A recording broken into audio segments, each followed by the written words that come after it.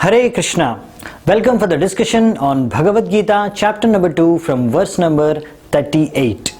So today in this video we are going to discuss Buddhi Yoga or Nishkama Karma Yoga. So we are going to start the discussion here because Krishna is going to start his teaching of Buddhi Yoga or Nishkama Karma Yoga from this verse onwards. Verse number 38. So let us start the verse. Sukha dukke same kritva labha labho jaya jayo tato yudhyaya yujyasva naivam papam avapsyasi. So here in this verse, Lord Krishna is telling to Arjuna, Arjuna, you should fight this battle without considering labha labho, profit or loss, jaya or jayo, that is victory or defeat, and don't even consider happiness or distress, sukha dukkha. And just fight for the sake of fighting, then you will incur no sin. So here again Krishna is telling how Arjuna can overcome sin or cannot incur any sin by just fighting. But here there is a different twist which Krishna gives. So in the previous video, if you have seen, where Lord Krishna has told to Arjuna that if you do your duty as a Kshatriya, then you will get reward. That is, you may either go to Swarga or earn the earthly kingdom and you can enjoy, and there is no loss of enjoyment. But now here Krishna is telling you will not incur sin, but you don't need to think about profit, loss, victory, defeat, sukh, dukh, that is happiness, misery and all. What is this change? The change which Krishna has brought in this verse is, now he is going to start his teaching of Buddhi Yoga or Nishkama Karma Yoga. So now essentially Krishna has started explaining Arjuna, it is better that you don't so much consider about the result or fruit of your activity and get detached from the fruits. Don't consider so much about the fruits of your activity. So we will see how Krishna is going to explain further about this Buddhi Yoga more detail in this subsequent verses. So we will go to the next verse, verse number 39. Yesha te bihita sankhye buddhir yoget vimam shrunu buddhya yukto yaya partha karma bandham prahasyasi. So in this verse Krishna is telling to Arjuna that thus far I have already explained you Sankhya Yoga. That is, Sankhya Yoga basically is the analytical understanding of science of soul, or the difference between soul and matter or soul and body. So this Krishna has already explained. Then Krishna is telling now that now I am going to explain you Buddhi Yoga, and when you act with this path on this knowledge, then what happens? You are going to get liberated from all kinds of karma bandhan, all kinds of material bondage. So now here Krishna is telling to Arjuna that previously we have seen that in 20 verses in the beginning only Krishna has taught the science of soul or Sankhya Yoga, and after that Krishna has explained karma, working with fruitive results and enjoying those results.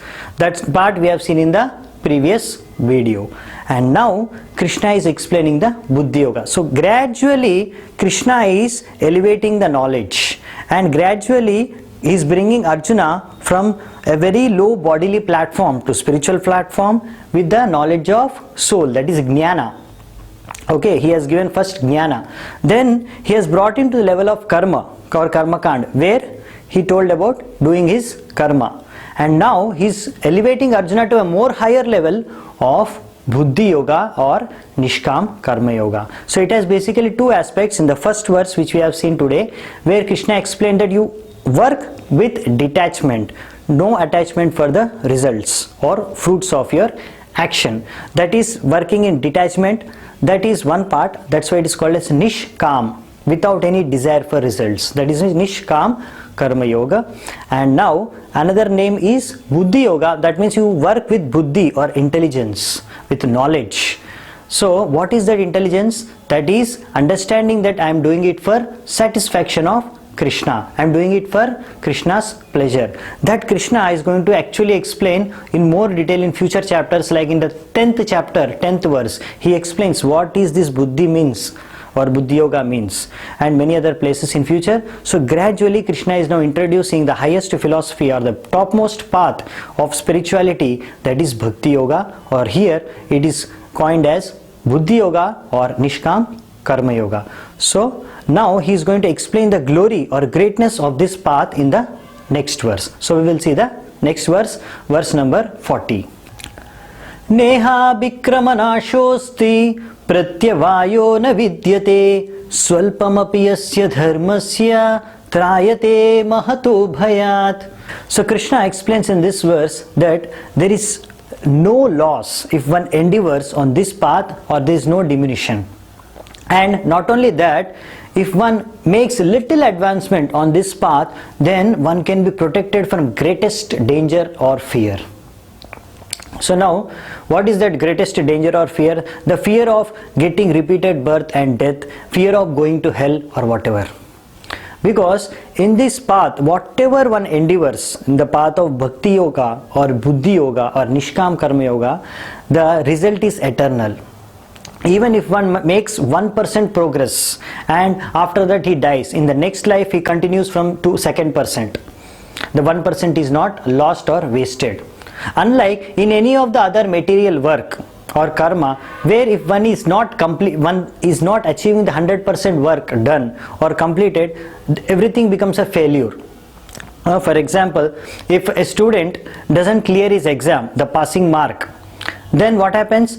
If he gets a fail mark or less marks, less than the passing mark, then he is fail in the exam. There is no use of getting less marks than the passing score. So, but that is not the case with this path or one who acts in Krishna consciousness or Buddhi Yoga or Bhakti Yoga.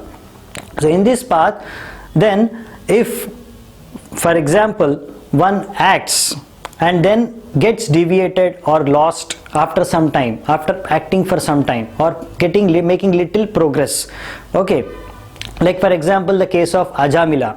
Ajamila, it is given in the Srimad Bhagavatam, the case study of Ajamila, where he performed the devotional service or Bhakti Yoga in the beginning stages of his life. But later on he got deviated and he lost the path and he got involved into many other activities. But later on, before he dies, Krishna or the Lord has already, because he has done some kind of devotional practice or Buddhi Yoga or Bhakti Yoga in the beginning of life, that came to rescue of his help, and he could practice and the remaining part from that point and complete it and go back to Godhead and perfect his life and get liberated from this the bandhan or karma or material bondage or the cycle of birth and death. So if one at least cannot complete the whole process of Bhakti Yoga or Buddhi Yoga, at least it is guaranteed that next life he will get a human birth and he can continue his progress where he has left. These things again Krishna will explain in future verses, there we will see. So this is just the brief introduction of Buddhi Yoga or the Nishkama Karma Yoga. More details and more about this will be discussed in the rest of the chapter. So we will see or continue more verses in the next video. Till then, thank you very much for watching. Hare Krishna. Hare Krishna. Subscribe to our YouTube channel and press the bell icon to get the latest updates.